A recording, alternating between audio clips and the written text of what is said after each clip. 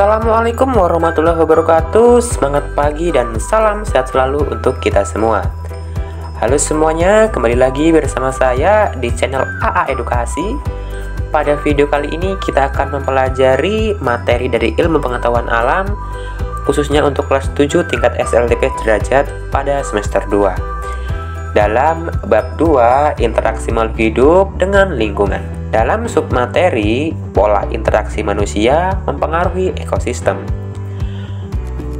Bagi kamu yang baru bergabung dengan AA Edukasi, mari sama-sama kita bangun channel ini dengan mengklik like, share, subscribe, and comment bila ada yang ingin kalian tanyakan. Dan jangan lupa untuk selalu mengaktifkan notifikasi loncengnya agar kalian tidak ketinggalan video-video terbaru dari kami. Oke, di sini kita akan membahas yang pertama, pola interaksi manusia mempengaruhi ekosistem. Alam yang awalnya sebagai sahabat bagi manusia dapat menjadi ancaman bagi kehidupan manusia. Mengapa demikian? Karena dalam ekosistem, manusia berperan sebagai bagian dari komponen biotik, dan peran manusia ini besar sekali pengaruhnya terhadap kualitas lingkungan. Kita sering sekali mendengar kerusakan hutan, pencemaran sungai, laut, tanah, dan udara itu disebabkan oleh perilaku manusia yang memanfaatkan kekayaan alam dan kurang menyadari akan kerusakan lingkungan yang akan ditimbulkannya. Karena ulah manusia, kualitas lingkungan dapat menurun dan dapat mempengaruhi kelangsungan hidup manusia di masa yang akan datang. Menurut Undang-Undang Pokok Pengelolaan Lingkungan Hidup Nomor 4 Tahun 1982, pencemaran lingkungan adalah berubahnya tatanan lingkungan oleh kegiatan manusia atau oleh proses alam, sehingga kualitas lingkungan turun sampai ke tingkat tertentu yang menyebabkan lingkungan menjadi kurang atau tidak dapat berfungsi lagi sesuai dengan perbentukannya. Selanjutnya ada faktor-faktor penyebab perubahan lingkungan. Faktor penyebab perubahan lingkungan dapat dibedakan menjadi dua, yaitu faktor alam dan faktor manusia. Faktor alam yang dapat menimbulkan kerusakan antara lain gunung meletus, gempa bumi, angin topan, kemarau panjang, banjir, dan kebakaran hutan. Faktor manusia berupa kegiatan manusia yang menyebabkan perubahan lingkungan, misalnya membuang limbah, di antaranya limbah rumah tangga, industri, pertanian, dan sebagainya, secara sembarangan, menebang hutan sembarangan, dan sebagainya. Selanjutnya ada macam-macam pencemaran lingkungan. Zat atau bahan yang dapat mengakibatkan pencemaran disebut dengan polutan.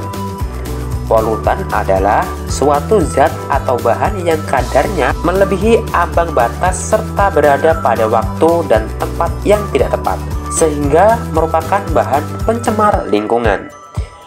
Misal bahan kimia, debu, panas, dan suara.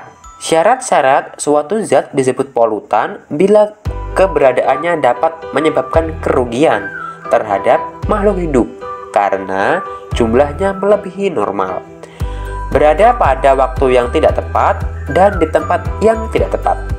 Polutan tersebut dapat menyebabkan lingkungan menjadi tidak berfungsi sebagaimana mestinya, dan akhirnya malah merugikan manusia dan makhluk hidup lainnya. Yang pertama kita bahas pencemaran udara. Pencemaran udara adalah masuknya atau tercampurnya unsur-unsur berbahaya ke dalam atmosfer yang dapat mengakibatkan terjadinya kerusakan lingkungan, gangguan pada kesehatan manusia secara umum, serta menurunkan kualitas lingkungan. Udara dikatakan tercemar jika udara tersebut mengandung unsur-unsur yang mengotori udara. Pencemaran udara disebabkan oleh asap buangan, misalnya CO atau karbon monoksida. Jika mesin mobil dihidupkan dalam gerai tertutup, orang yang ada di gerai dapat meninggal akibat menghirup gas karbon monoksida. Menghidupkan AC ketika tidur di dalam mobil gelap tertutup juga berbahaya.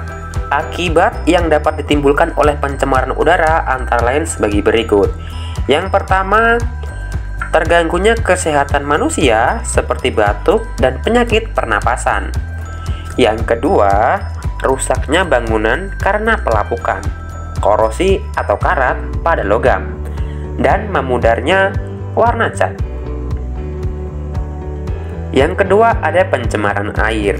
Pencemaran air adalah peristiwa masuknya zat, energi, unsur, atau komponen lainnya ke dalam air, sehingga menyebabkan kualitas air terganggu. Kualitas air yang terganggu ditandai dengan perubahan bau, rasa, dan warna. Pencemaran air dapat dibedakan antara lain limbah pertanian, limbah rumah tangga, dan limbah industri. Yang pertama, limbah pertanian dapat mengandung polutan insektisida atau pupuk organik. Insektisida dapat mematikan biota sungai. Sedangkan limbah rumah tangga berupa berbagai bahan organik, misalnya sisa sayuran, ikan, nasi, minyak, lemak, air buangan manusia, atau bahan anorganik, misalnya plastik, aluminium, dan botol yang hanyut terbawa arus air. Sampah yang tertimbun menyumbat saluran air dan mengakibatkan banjir. Akibat yang dapat ditimbulkan dari pencemaran air diantaranya yang pertama, terganggunya kehidupan organisme air karena kurangnya kandungan oksigen.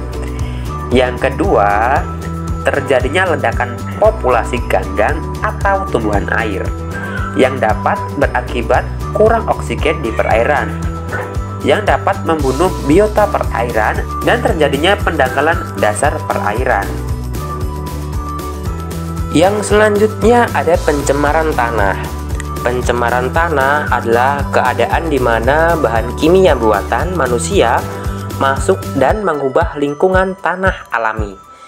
Pencemaran ini biasa terjadi karena kebocoran limbah cair atau bahan kimia industri atau fasilitas komersial, penggunaan pestisida, masuknya air ke permukaan tanah tercemar ke dalam lapisan subpermukaan, kecelakaan kendaraan pengangkut minyak, zat kimia atau limbah, air limbah dari tempat pembuangan sampah, air limbah dari tempat penimbunan sampah, serta limbah industri yang langsung dibuang ke tanah dengan tidak memenuhi syarat atau illegal dumping.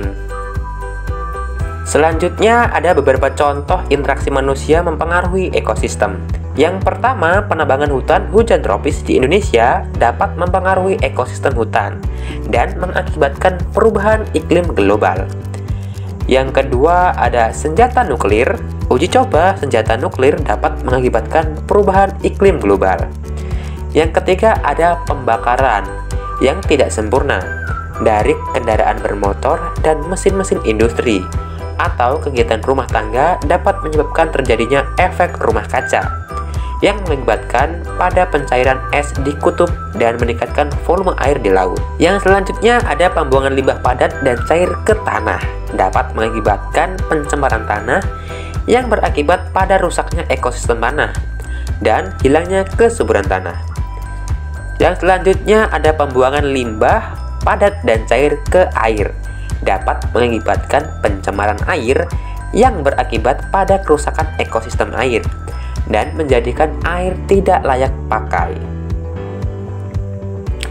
Yang terakhir, penggunaan pestisida berlebihan dapat mempengaruhi ekosistem sawah yang berakibat pada hilangnya sebagian atau keseluruhan populasi, hilangnya kesuburan tanah, dan pencemaran air.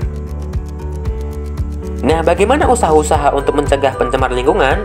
Berikut adalah beberapa usaha untuk mencegah pencemaran lingkungan. Yang pertama, menempatkan daerah industri atau pabrik jauh dari daerah perumahan atau pemukiman penduduk.